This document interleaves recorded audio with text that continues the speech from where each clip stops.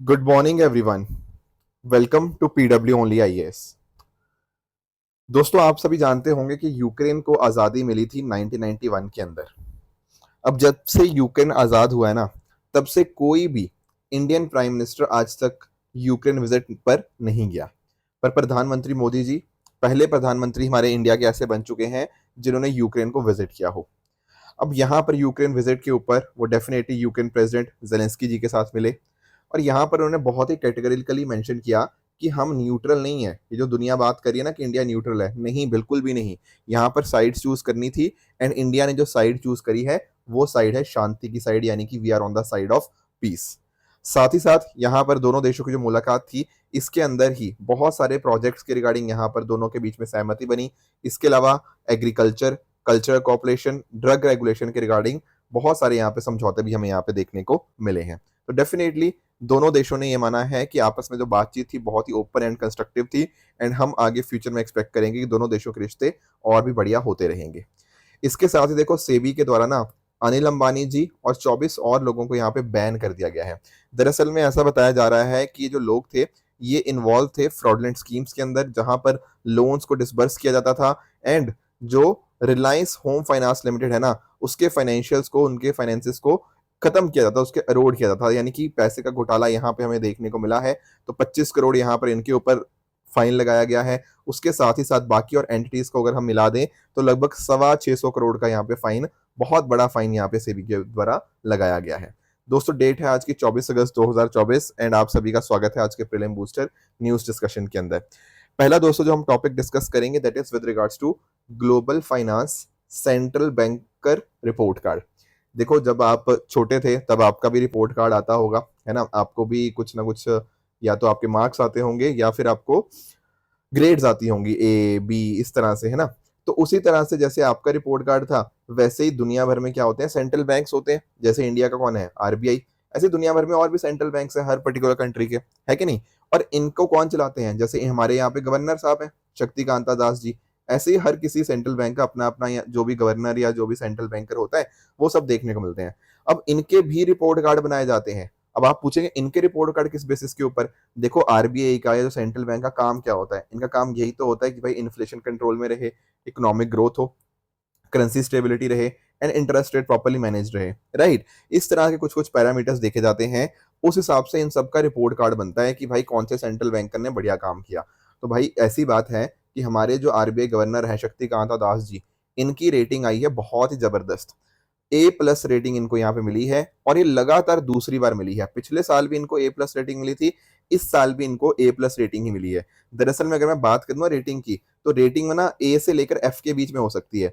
दरअसल में ए में भी फर्दर क्राइटेरिया, जैसे फॉर एग्जाम्पल ए प्लस हो गया, ए माइनस हो गया, फिर ऐसे बी के अंदर भी क्राइटेरियाज हैं। तो ए से एफ के बीच में ना कोई भी रेटिंग मिल सकती है। टॉप मोस्ट रेटिंग आपकी ए प्लस ही होती है, मतलब आउटस्टैंडिंग परफॉर्मेंस। तो हमारे जो शक्तिकांता दास जी हैं, इनका परफॉर्मेंस कैसा रहा है, आउटस्टैंडिंग रहा है। तो ये चीज आपको थोड़ी सी पता होनी चाहिए। बाकी अगर हम बात करें, ये एक एनुअल पब्लिकेशन है 1994 से इस तरह से हर साल एनुअली ये रिपोर्ट कार्ड्स को पब्लिश करती है कि कहाँ कहाँ कौन से गवर्नर ने बढ़िया काम किया है। इस तरह से लगभग 100 कंट्रीज का ये ग्रेडिंग करते हैं, उनको रेटिंग देते हैं।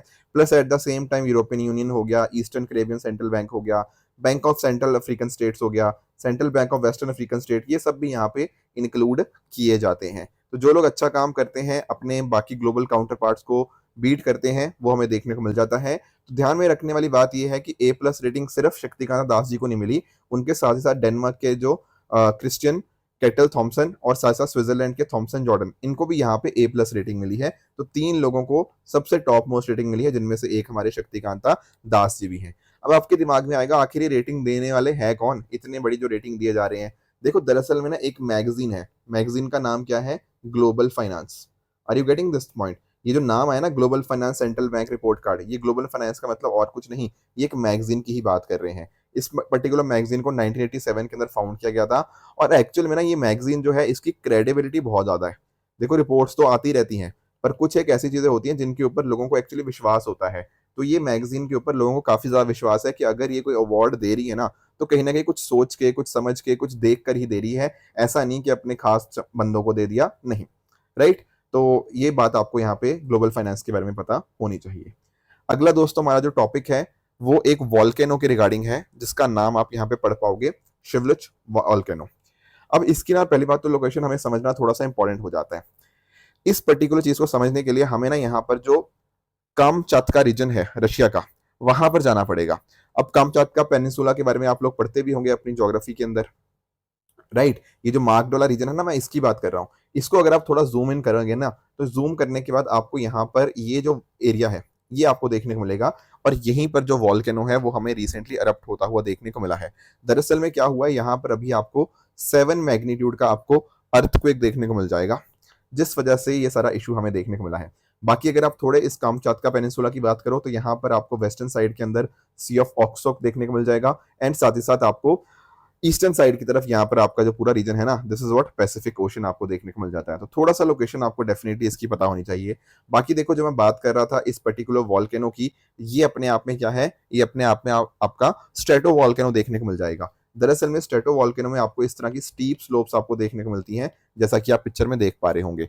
ये ऐसा इसलिए होता है क्योंकि आपका ऐश, लावा, वॉल्केनिक रॉक्स इस तरह से अकोमुलेट होती रहती हैं। तो जो आपका ये वॉल्केनो की मैं बात कर रहा था ना, ये भी आपका क्या है, ये आपका इस तरह से स्टीप स्लोप वाला आपका स्ट्रेटो वॉल्केनो देखने को मिल जाएगा। ये बातें आपको डेफिनेटली पता होनी चाहिए। तो ये जो आपका वॉल्केनो है, it is among the most active volcanoes in Kamchatka, plus at the same time कम से कम 60 से भी ज्यादा मेजर eruptions हमें देखने को मिली हैं। करंट eruption जो फेस हुआ इसका स्टार्ट हुआ था वो 900 BC के आसपास स्टार्ट हुआ था।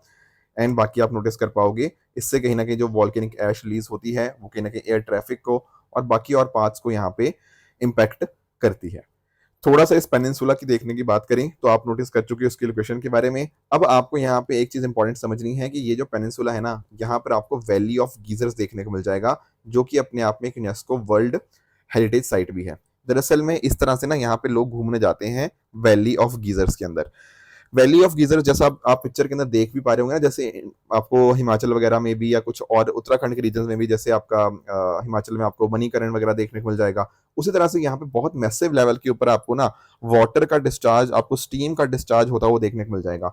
और ध्यान में रखना, ये जो वैली ऑफ सॉरी गीजर्स हैं, ये अपने आप में एक नेचुरल स्प्रिंग आपको देखने को मिल जाती है, राइट। और plus at the same time यहाँ पर आपको वॉल्केनिज्म भी देखने को मिल जाएगा। तो इस वजह से यहाँ पर इसको ना यूनेस्को वर्ल्ड हेरिटेज साइट का यहाँ पे दर्जा मिला हुआ है, and this is one of the world's largest geothermal field.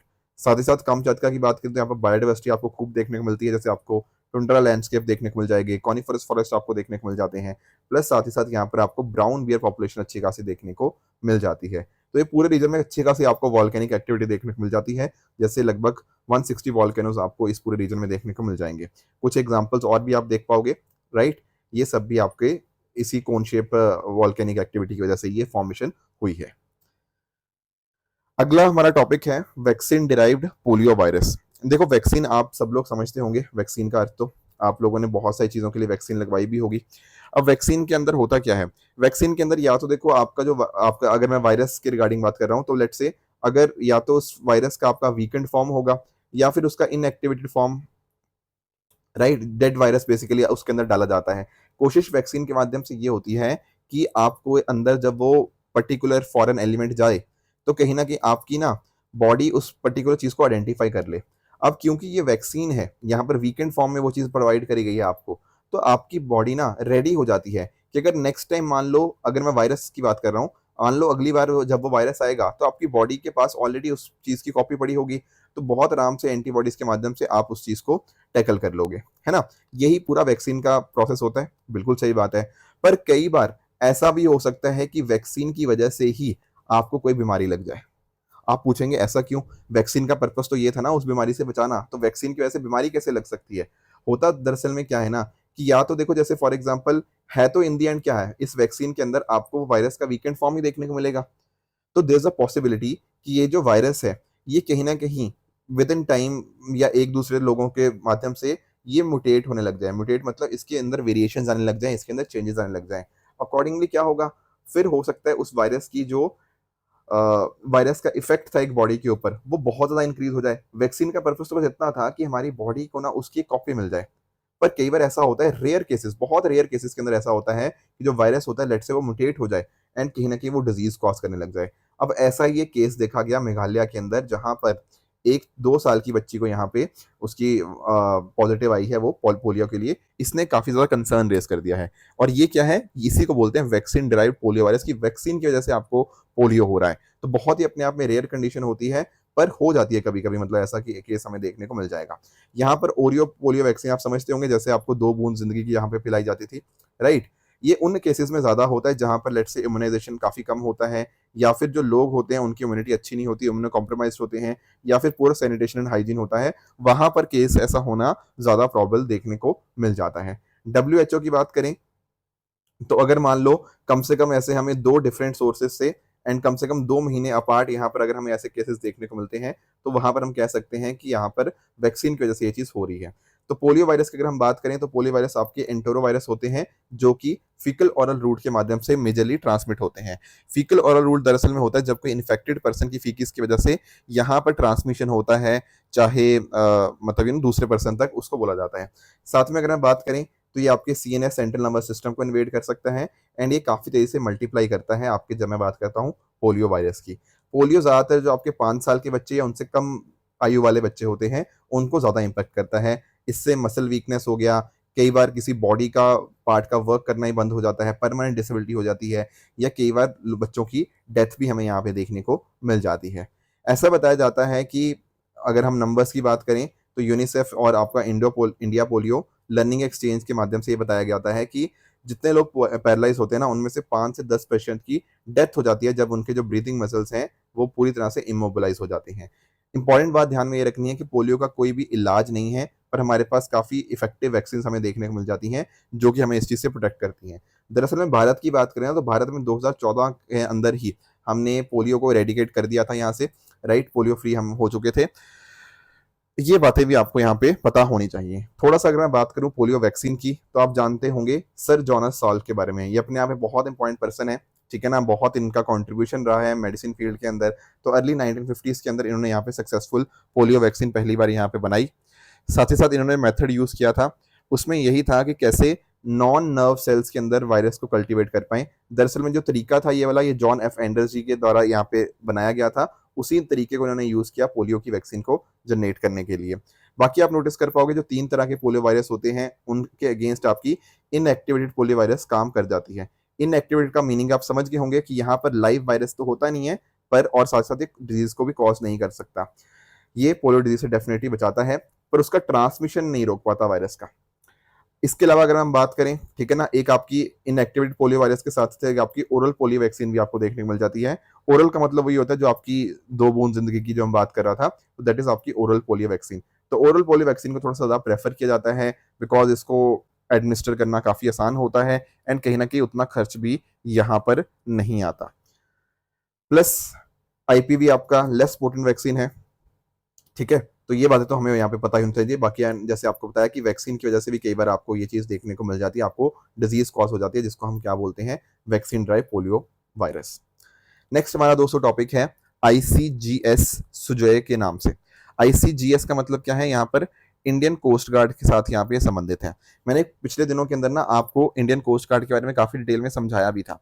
दरअसल में अभी पता क्या है, ये जो मैं बात कर रहा हूँ ऑफशोर पेट्रोल वेसल सुजय की, इसने रिसेंटली क्या किया, इंडोनेशिया में पोर्ट कॉल किया। पोर्ट कॉल का मतलब होता है कि कई बार मान लो एक आपकी जो वेसल है वो अपनी जर्नी पे जा रही है, रास्ते में किसी पर्पस के लिए, मान लो सप्लाईज ट्रांसपोर्ट करने के लिए या फ्यूल ट्रांसपोर्ट करने के लिए, जहां पर वो जाती है ना, उसको यहाँ पे पोर्ट कॉल कहा जाता है। अब यहाँ पर जो इंडोनेशिया के साथ ये हुआ, ठीक है ना, इसकी वजह से काफ़ी सारी बेहतरीन चीज़ें भी हमें यहाँ पे देखने को मिली इंडिया और इंडोनेशिया के रिलेशनशिप के लिए। मैं आपको थोड़ा सा एक्सप्लेन कर देता हूँ। जैसे यहाँ पर इसके जो डिप्लॉयमेंट हुआ जकार्ता इंडोनेशिया के लिए, यहाँ पर इसके माध्यम से क्या होगा, मैरीटाइम कॉपरेशन दोनों देशों के बीच में बढ़ेगा। दरअसल में क्या है ना, 2020 में हमारा मेमोरेंडम ऑफ अंडरस्टैंडिंग है, एक तो इंडियन कोस्ट गार्ड, उसी तरह से इंडोनेशिया का जो कोस्ट गार्ड है जिसका नाम क्या है, बकमाला, उसके साथ यहाँ पर ना हमारे बीच में 2020 में एमओयू साइन हुआ था। तो उसी को इनहेंस करता है, दोनों देशों के बीच में मैरीटाइम टाइज को इंक्रीज करता है। साथ ही साथ यहाँ पर जेंडर इंक्लूसिविटी का भी प्रमोशन होता है, बिकॉज यहाँ पर 2 महिला आईसीजी ऑफिसर्स भी हैं, इसका पार्ट ही यहाँ पर आप नोटिस कर पाओगे। तो हमारा जो फोकस है women in maritime security and safety, उसको भी एक तरह से बूस्ट मिलता है। इसके साथ ही marine pollution, marine search and rescue operation हो गया, आपकी मैरीटाइम लॉ इन्फोर्समेंट हो गया, उसकी कमिटमेंट भी इंडिया को यहाँ पे इसके माध्यम से शोकेस करता है। साथ में ही ना हमारा जो आपका एनसीसी है, नेशनल कैडेट कॉर्प्स, उसका एक यहाँ पे ना इनिशिएटिव है जिसका नाम है पुनीत सागर अभियान। अब पुनीत वर्ड आपके दोस्त का नाम कभी होगा, पुनीत का मतलब जो होता है ना, पुनीत का मतलब होता है स्वच्छ, प्योर, और साथ में वर्ड आ गया सागर। तो यहाँ पर पुनीत सागर अभियान का फोकस क्या है कि हमारे जो सागर हैं, हमारे जो ओशियंस हैं, उनको हम यहाँ पे साफ रखें। Are you getting the point? तो एनसीसी ने 2021 के अंदर यहाँ पर एक प्रोग्राम यहाँ पे लॉन्च किया था। तो इस चीज को भी हम यहाँ पर जो हमारा इंडोनेशिया के साथ ये हुआ है, आपका जो मैरीटाइम कॉर्पोरेशन हम यहाँ पे इंक्रीज कर रहे हैं, उसको भी फायदा यहाँ पे देखने को मिल जाएगा, क्योंकि इसके माध्यम से हम ना सिर्फ अपने ओशियंस की, पर उसके अलावा बाकी और जैसे मान लो प्लास्टिक हो गया, बाकी वेस्ट मटेरियल हो गया, उनको भी क्लीनिंग करने की यहाँ पे कोशिश यहाँ पे कर रहे हैं। ठीक है ना? तो एनसीसी कैडेट्स भी इस पर्टिकुलर आईसीजीएस सुजॉय के ऊपर ही हमें यहाँ पे देखने को मिल जाएंगे, जो कि इस इनिशिएटिव के लिए कॉन्ट्रीब्यूट कर रहे हैं। बाकी आप बात करोगे सुजॉय की, तो यहाँ पर आपको इंडियन कोस्ट गार्ड जो आपकी जो शिप आपको सुजॉय है, वेसल जो देखने को मिलती है, ये आपकी पैरादीप उड़ीसा में यहाँ पे स्टेशन है, मतलब over the times. Plus at the same time यहाँ पर डिफरेंट डिफरेंट आपके जो ऑपरेशन होते हैं उसके अंदर ये काम करती है। ये जो आपका आता है ना, it comes under commander of coast guard region north east. ठीक है ना? अलग अलग मिशन के लिए इसको यहाँ पे फिर डिप्लॉय किया जाता है। इसके अंदर आपको बहुत एडवांस्ड आपको नेविगेशनल कम्युनिकेशन सिस्टम देखने को मिल जाएगा। साथ ही साथ यहाँ पर डिफरेंट डिफरेंट मैरीटाइम जोन्स के अंदर search and rescue operation, surveillance हो गया, इन लॉ इन्फोर्समेंट हो गया, अलग अलग मिशन के लिए इसको यूज किया जाता है। नेक्स्ट हमारा टॉपिक है government announces simplified norms for sea planes. अब आप लोग सी प्लेन्स के बारे में जानते होंगे, जैसे इस तरह से है, ठीक है ना? जैसे आप एक तो प्लेन हो गया जो आपका एयरप्लेन होता है, उसी तरह से ना सी प्लेन्स होते हैं। अब सी प्लेन्स पता क्या होते हैं? मान लो आपको कहीं पे ट्रेवल करना है, बट यहाँ पर जो आपकी लैंडिंग होगी, मतलब आपका जो स्टार्ट होगा और आप जब लैंड करोगे, ये सब पानी के ऊपर ही होगा। तो इस तरह से सी प्लेन्स को ना यूज किया जाता है आपको टूरिज्म के लिए, राइट? इसके अलावा सर्च एंड रेस्क्यू ऑपरेशंस के लिए किसी तरह से यूज किया जा सकता है, मेडिकल इमरजेंसीज के अंदर इनको यूज किया जाता है। तो ये सब सी प्लेन्स के अलग अलग हमारे एप्लीकेशंस देखने को मिल जाते हैं। अब यूनियन गवर्नमेंट ने ना नए रूल्स इसके लिए लाए हैं, आपके सी प्लेन्स के लिए नए director general of civil aviation rules यहाँ पे लेकर आए हैं। और इसके अंदर ये बोला गया है कि आपके जो नॉन शेड्यूल्ड ऑपरेटर्स है ना, वो भी इस तरह की सर्विसेज प्रोवाइड कर पाएंगे। एक्चुअल में क्या है ना, इस सेक्टर के अंदर एंट्री आसान हो पाए, जो लोग इसमें अपना बिजनेस सेटअप करना चाहते हैं, उसकी एंट्री को आसान करने के लिए ना गवर्नमेंट ने जो नॉर्म्स थे उनको आसान कर दिया है। तो थोड़ा सा इसको समझने की कोशिश करते हैं। ये टेक ऑफ और लैंड कहाँ पे करते हैं? पानी के ऊपर ही करते हैं। यहाँ पर फ्लोट्स या फिर हल का ये इस्तेमाल करते हैं, और यहाँ पर ट्रेडिशनल लैंडिंग गियर नहीं होते। एक्चुअल में क्या होता है ना, जब मैं आपको एक फ्लाइट की बात करता हूँ या एक एरोप्लेन की बात करता हूँ, तो एरोप्लेन में यहाँ पे आपने देखा होगा लैंडिंग गियर्स होते हैं। तो दरअसल में सी प्लेन्स के अंदर आपको एक लैंडिंग गियर्स नहीं देखने को मिलते। उनकी जगह के ऊपर पता क्या होता है? लैंडिंग गियर्स की बजाय ना ये लोग ना, जो यहाँ पर आपको फ्यूसलेज देखने को मिल जाएगा। फ्यूसलेज क्या होता है? एक प्लेन का मेजर जो पार्ट होता है, मेजर बॉडी पार्ट होता है, उसका मेजरली इस्तेमाल करते हैं बोएंसी के लिए, ताकि एक तरह से ना एक नीचे से एक्शन उसको मिल पाए, उसके माध्यम से वो चीजें वर्क कर पाए। तो बुओयांसी के लिए यहाँ पे फ्यूसलेज का यहाँ पे इस्तेमाल किया जाता है। उसके बेसिस के ऊपर ही यहाँ पर एक तो हमारे पास फ्लाइंग बोट्स होती हैं और एक होते हैं हमारे पास फ्लोट प्लेन्स। जो फ्लाइंग बोट्स होती हैं वो मेजरली आपका फ्यूसलेज का मेजरली इस्तेमाल करती हैं। लैंडिंग गियर यहाँ पे हमें नहीं देखने को मिलते। फ्लोट प्लेन्स के अंदर क्या होता है ना, आपके पास यहाँ पे फ्लोट्स या फिर पॉन्टॉन्स होते हैं जो कि फ्यूसलेज के नीचे ही अटैच्ड होते हैं, जिसके माध्यम से उनको यहाँ पे पैनिक के ऊपर लैंड करना बहुत आसान हो जाता है। ठीक है? तो कहीं ना कहीं वर्सेटाइल होते हैं, किसी भी एरिया के अंदर आप मूव कर सकते हो। यहाँ पे रनवेज की जरूरत नहीं पड़ती, आसानी से आपको एक्सेस मिल जाता है चीज़ों का, कनेक्टिविटी बेहतर हो जाती है। तो ये सब फायदे आपको सी प्लेन्स के यहाँ पे देखने को मिल जाते हैं। इसके साथ ही टूरिज्म हो गया, इमरजेंसी सर्विसेज में मदद करते हैं। इस तरह की सर्विसेज आपको बाकी और कंट्रीज के अंदर बहुत ज़्यादा देखने को मिल जाएगी, जैसे मालदीव्स हो गया, फिनलैंड और बाकी कंट्रीज के अंदर। इंडिया के अंदर अगर हम बात करें ना, तो जो सी प्लेन सर्विस है जल हंस, वो लॉन्च करी गई थी अंडमान एंड निकोबार आइलैंड्स के अंदर 2010 के अंदर, जिसके माध्यम से 10 पैसेंजर्स को इसके माध्यम से ऐसे कैरी किया गया था। तो ये कुछ पॉइंटर्स थे। ठीक है? बाकी आप नोटिस कर पाओगे एक टर्म होती है वाटर ड्रोम्स। जैसे आपके ना एयरपोर्ट्स होते हैं, क्योंकि आपको अगर फ्लाइट लेनी है कहाँ से लोगे? एयरपोर्ट से ही लोगे। उसी तरह से अगर मान लो आपको सी प्लेन के ऊपर सफर करना है, तो कहाँ जाओगे? उसका आंसर है वाटर ड्रोम्स बोला जाता है। ये वो डेजिग्नेटेड एरिया होता है जहाँ पे लैंडिंग हो सकती है या फिर टेक ऑफ सी प्लेन्स का होता है। तो इंफ्रास्ट्रक्चर्स वगैरह हो गया, floating jetties, passenger terminals, refueling station, ये सब बनाए जाते हैं। रेगुलेशन वगैरह देखनी पड़ती है, प्लस साथ ही साथ यहाँ पर बाकी जो मोड ऑफ ट्रांसपोर्ट है, रोड, रेलवेज, एयरवेज हो गया, उनके साथ भी कैसे कनेक्टिविटी बेहतर कर पाएं, तो वाटर ड्रोम उसको भी इंटीग्रेट करते हैं। साथ ही साथ अगर हम बात करें उड़ान जो स्कीम है हमारी, उड़े देश का आम नागरिक, उसके अंतर्गत ना यहाँ पर वाटर ड्रोम्स के डेवलपमेंट को भी यहाँ पे इंडियन गवर्नमेंट ने यहाँ पे बोला हुआ है। तो ये कुछ टॉपिक्स है जो आज हमें डिस्कस करने थे। अब चल लेते हैं अपने एमसीक्यूज की तरफ, जहां पर आपके सामने 2 एमसीक्यूज आएंगे, ठीक है ना। इनको आप ट्राई करना, प्लांट सेल और एनिमल सेल के बीच में क्या अंतर है, एंड दूसरा आपका होमवर्क रहेगा एस्ट्रॉयड और कॉमेट के बीच में क्या डिफरेंसेस हैं। ये दोनों पॉइंटर्स का आंसर आप मुझे कमेंट्स में बता सकते हो। कल मैंने आपको होमवर्क दिया था, एक था लाइफाई के बारे में। देखो लाइफाई क्या है, आपकी लाइफाई के माध्यम से ना, जैसे आपके एलईडी लाइट बल्ब होते हैं, उनकी पल्सेस को यहाँ पे यूज किया जाता है। हमें तो नहीं दिखता, पर इन पल्सेस के माध्यम से कहीं ना कहीं जो डेटा ट्रांसमिशन है ना, वो बहुत तेजी से हो जाता है। यानी कि इंटरनेट कम्युनिकेशन के लिए ये बहुत हैवी स्पीड के ऊपर काम करता है, तो उसके लिए यहाँ पे यूज करते हैं। पहला स्टेटमेंट बिल्कुल ठीक है, लाइट को एज अ मीडियम की तरह इस्तेमाल किया जाता है, और ये वायरलेस टेक्नोलॉजी है, येस, और वाईफाई से कई गुना ज्यादा ये तेज है। दोनों के दोनों स्टेटमेंट यहाँ पे बिल्कुल करेक्ट है। Option number C, both 1 and 2 are correct. दूसरा आपको होमवर्क दिया था एनएफसी के बारे में, नियर फील्ड कम्युनिकेशन के बारे में। देखो कई बार ना आप लोगों ने ना इस तरह से पेमेंट करी होगी, इस चीज को बोलते हैं नियर फील्ड कम्युनिकेशन। यानी कि दो डिवाइसेस के बीच में, ये डिवाइस 1, ये डिवाइस 2, इन दो डिवाइसेस के बीच में डेटा एक्सचेंज हुआ। कैसे? सिंपली एक टच जेस्चर के माध्यम से। इसी को बोलते हैं क्या? Near field communication, NFC. Are you getting this point? ये एक बहुत बड़ी एग्जांपल है एनएफसी का, जहां पर ये टच जेस्चर के माध्यम से आपस में डेटा ट्रांसफर कर रहे हैं। तो जो बात करें ना एनएफसी, ये कॉन्टैक्टलेस कम्युनिकेशन टेक्नोलॉजी है। यस, बिल्कुल ठीक बात है, जो कहीं ना कहीं इलेक्ट्रोमैग्नेटिक रेडियो फील्ड्स का इस्तेमाल करती हैं। यस, यहाँ पर अगर मान लो थोड़ा सा वो दूर भी होते हैं, तो क्या तब भी ये चीज यूज हो सकती है? The answer is no. पता है क्यों नो? एक्चुअल में ना हम ना इसको क्या चाहते हैं, हम चाहते हैं इसको सेफ बनाना, इस टेक्नोलॉजी को। तो उस वजह से जो डिस्टेंस होता है ना, वो कुछ 1 सेंटीमीटर्स का ही यहाँ पे रखा गया है, ताकि ऐसा ना हो कोई अटैकर यहाँ पर इन कम्युनिकेशन को यहाँ पे रिकॉर्ड कर पाए। तो ये जो बात कही जा रही है ना, ये सेकंड स्टेटमेंट आपकी इनकरेक्ट हो जाएगी। तीसरा कह रहा है एनएफसी को अंदर आप इंक्रिप्शन को यूज कर सकते हो। Yes, that is correct. तो यहाँ पर क्या हुआ, आपका option number C, 1 and 3 only are correct, right. इसके अलावा आपका आज का होमवर्क ट्रू फॉल्स के अंदर एक कुछ स्टेटमेंट्स हैं, इनको ट्राई कीजिएगा एंड इनका आंसर आप मुझे बता सकते हो। कल मैंने होमवर्क दिया था, एक था मैरीटाइम रेस्क्यू कोऑर्डिनेशन सेंटर के बारे में। ये स्टेटमेंट पूरी तरह से करेक्ट बता रही है। जन पोषण केंद्र के अंदर बोल रहा है कि सिर्फ महिलाओं और बच्चों के लिए है, नहीं। ये तो मैंने बताया था ना किस तरह से उनका नाम बदल रहा है, आपकी जो फेयर प्राइस शॉप्स होती हैं। तो ये स्टेटमेंट आपका इनकरेक्ट हो जाएगा। वाटर स्पाउट की बात करें, डेफिनेटली जो मैंने बवंडर का एग्जांपल देखा था कि कैसे आपके जो बादल होते हैं और समुद्र के बीच में कनेक्शन सा देखने को मिलता है, उसको बोला जाता है। तो that statement is also correct. तो ये कुछ पॉइंटर्स है जो आज हमें डिस्कस करने थे। इसी तरह से दोस्तों आप भी अपने एंड पे हार्डवर्क करते रहिए। Thank you so much for joining. All the very best.